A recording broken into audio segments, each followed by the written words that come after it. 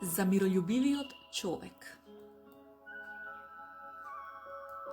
Сочувај го најпрвин својот мир и тогаш ќе можеш да им го дадеш и на другите.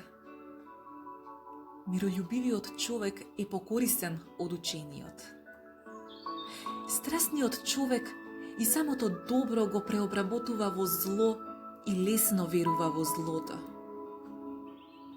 Миролюбивиот и добар се приведува кон добро.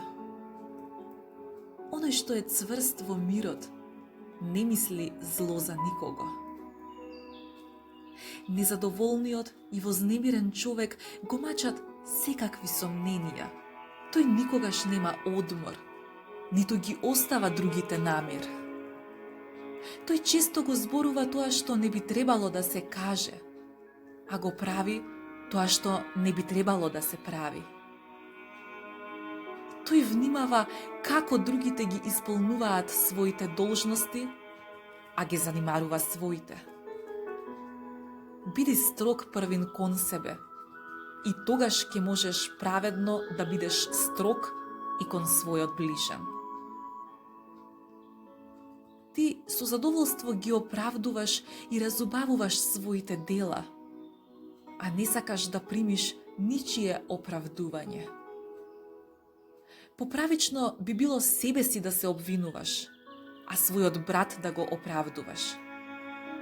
Ако сакаш другите да те трпат тебе, трпи ги и ти другите.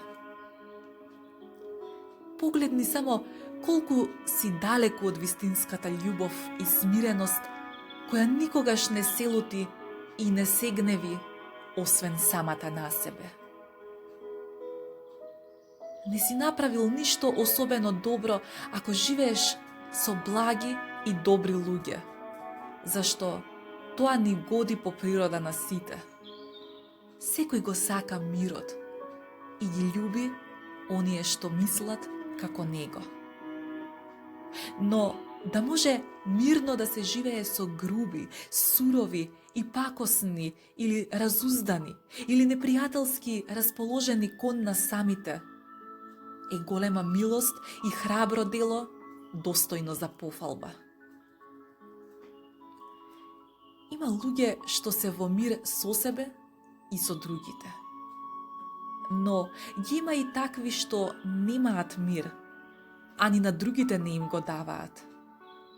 Тие се неподносливи за другите, а уште понеподносливи за себе. Ги има и такви што се трудат да останат во мир и кои се трудат и на другите да им го дадат. Сепак, секој мир во овој беден живот повеќе е доброволно страдање, отколку ослободување од страдањето. Оној што знае најдобро да трпи, ќе има најголем мир.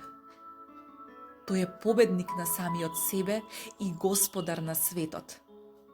Христов пријател и наследник на небото.